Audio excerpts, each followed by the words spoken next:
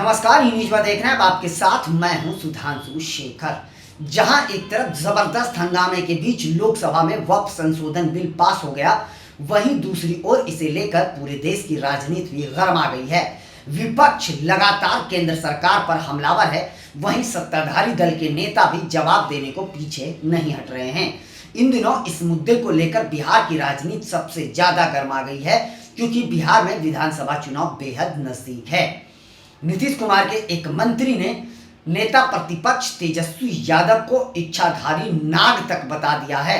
जी हां, आपको बता दूं कि नीतीश सरकार के मंत्री संजय सारवगी ने यह कहा है कि तेजस्वी यादव इच्छाधारी नाग नागिन के तरह एक सनातनी हैं।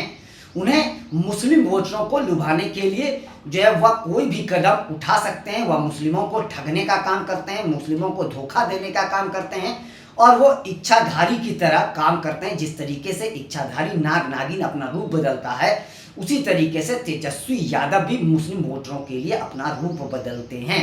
जी हाँ, उन्होंने कहा कि तेजस्वी यादव को जब ज़रूरत होती है मुस्लिम वोटरों की, तब वो मुस्लिमों की राजनीति करने लगते हैं, और जब उन्हें ज़रूरत पड़ती है सनातन बनने की, तो वो सनातन बन जाते हैं। यह आरोप संजय सारवगी ने लगाया है तेजस्वी यादव पर। मैं आपको बताऊं कि संजय ने यह भी कहा कि तेजस्वी यादव ने, पूरे आरजेडी ने मुस्लिमों के साथ छल किया है, मुस्लिमों को धोखा दिया है। उसके अलावा उन्होंने किया ही क्या है। उन्होंने कहा कि मुस्लिम वोटरों को लुभाने के लिए तेजस्वी यादव लगातार अलग अलग तरीके के बयानबाजी कर रहे हैं। मुस्लिम वोटरों को लुभाने के लिए वो कई हथकंडे अपनाते रहे हैं, लेकिन हमेशा से राजद मुस्लिमों को सिर्फ धोखा देते रहा है, वोट की राजनीति कर रही है। वोट के लिए ही तेजस्वी यादव सिर्फ मुस्लिमों के राग अलापते हैं, उसके अलावा उन्होंने मुस्लिमों के लिए कुछ भी नहीं किया। साथ साथ उन्होंने वक्फ संशोधन बिल को लेकर भी यह कहा कि मोदी सरकार की यह बेहतरीन कदम है। उन्होंने मोदी सरकार की जमकर तारीफ करते हुए यह कहा कि प्रधानमंत्री नरेंद्र मोदी का यह फैसला मुस्लिमों के हित में है। देश का एक ही नेता हैं जो मुस्लिमों के हितैषी हैं, वो है प्रधानमंत्री नरेंद्र मोदी। वो लगातार पूरे देश में मुस्लिमों के हित के लिए काम करते रहे हैं, और यह भी जो कदम मोदी सरकार ने उठाया है, यह भी मुस्लिमों के हित के लिए है। इससे मुस्लिमों को कोई नुकसान नहीं होगा, मुस्लिमों को इस पर सोचने की ज़रूरत है। साथ साथ उन्होंने यह कहा कि इस बिल का विरोध का कोई मतलब नहीं निकलता है। प्रधानमंत्री नरेंद्र मोदी जो है वह मुस्लिमों को हितैषी हैं, मुस्लिमों को लेकर वह लगातार काम करते रहे हैं, मुस्लिमों के विकास पर नज़र रखते रहे हैं और कर भी रहे हैं। तो मुस्लिमों का हितैषी सिर्फ एक प्रधानमंत्री नरेंद्र मोदी ही हैं। बाद बाकी ये तेजस्वी यादव जैसे नेता जो हैं वह इच्छाधारी नाग हैं। उन्होंने यह कहा कि इच्छाधारी नाग भी जो होता है वह एक आदमी को काटता है, लेकिन तेजस्वी यादव एक ऐसे इच्छाधारी नागिन हैं जो एक बयान से पूरे देश में गंदगी फैलाते हैं। वह अपने बयानों से पूरे बिहार में जहर घोलते हैं। वह मुस्लिमों को सिर्फ जो उकसाते हैं और उकसाकर उनका वोट लेते हैं।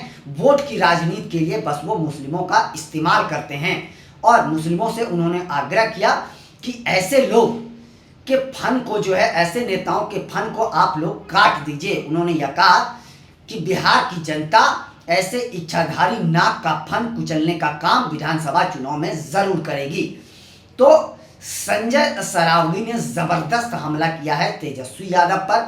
और इन दिनों अगर बात करें वक्फ संशोधन बिल को लेकर, तो आरजेडी इसका विरोध जरूर कर रही है, लेकिन लालू प्रसाद यादव ने साल 2010 में वक्फ को लेकर एक कड़े कानून बनाने की कवायद लोकसभा में करी थी। वह वीडियो तेजी से अब सोशल मीडिया पर वायरल भी हो रहा है। केंद्रीय मंत्री जीतन राम मांझी ने भी इस वीडियो को शेयर किया है, जबकि गृह मंत्री अमित शाह ने भी सदन में इस बात को कहा है। लालू प्रसाद यादव का जो भाषण था, उस भाषण को केंद्रीय गृह मंत्री ने सदन में पढ़ा है। जी हाँ, तो इन दिनों आरजेडी जो है पूरी तरीके से वक्फ संशोधन बिल पर गिरते हुए नजर आ रहा है। आपको बताऊं, कुछ दिनों पहले जब वक्फ संशोधन बिल का विरोध मुस्लिम संगठनों ने किया था, तो उस मंच पर लड़खड़ाते हुए लालू प्रसाद यादव भी पहुंच गए थे।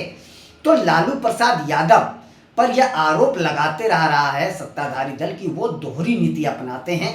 उन्होंने ही सबसे पहले वक्फ में कड़े कानून बनाने की कवायद शुरू करी थी। उन्होंने यह कहा था कि पूरे देश में जो है जगह जगह पर जमीन हड़पा जा रहा है, वक्फ की ओर से जमीन पर कब्जा किया जा रहा है। इसे लेकर जल्द से जल्द कड़े कानून बनाए जाने चाहिए, नहीं तो कई सरकारी और गैर सरकारी जमीनों पर बहुत जल्द ही उनका कब्जा हो जाएगा। यानी उन्होंने कहा कि वक्फ गैर तरीके से जो है गैर कानूनी तरीके से लोगों की जमीन हड़प रहा है, तो इसे लेकर एक कड़े कानून बनने चाहिए। जो लालू प्रसाद यादव का वीडियो साझा किया गया है, उस वीडियो में लालू प्रसाद यह साफ कहते हुए दिख रहे हैं कि वक्फ जो है जमीन को हड़प रही है, वो जमीन पर कब्जा कर रही है लोगों का, तो इसलिए इसे लेकर एक कानून, कड़े कानून बनाइए और सदन में लाइए, हम उसे पास करते हैं।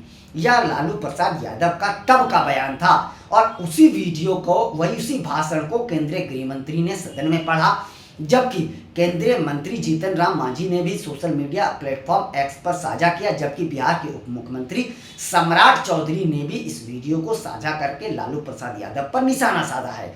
मैं आपको बताऊं, आरजेडी लगातार इस बिल का विरोध कर रही है, लेकिन अब हकीकत धीरे धीरे उनका भी सामने आ रहा है। मैं आपको बता दूं कि कुछ दिनों पहले तेजस्वी यादव दरभंगा गए थे, उसको लेकर भी नीतीश के मंत्री संजय सारंगी ने निशाना साधा। उन्होंने कहा कि तेजस्वी की दोहरा चेहरा जो दरभंगा में साफ दिखा था। उन्होंने यह बताया कि तेजस्वी यहाँ आए और माता अहिल्या के मंदिर में जाकर उन्होंने टीका लगाया और टीका लगाने के बाद जैसे ही वो मंदिर से बाहर निकले, उन्होंने टीका मिटा दिया। उसके बाद जाकर इफ्तार पार्टी में शामिल हो गए और टोपी पहन लिए और टीके को उन्होंने मिटा दिया।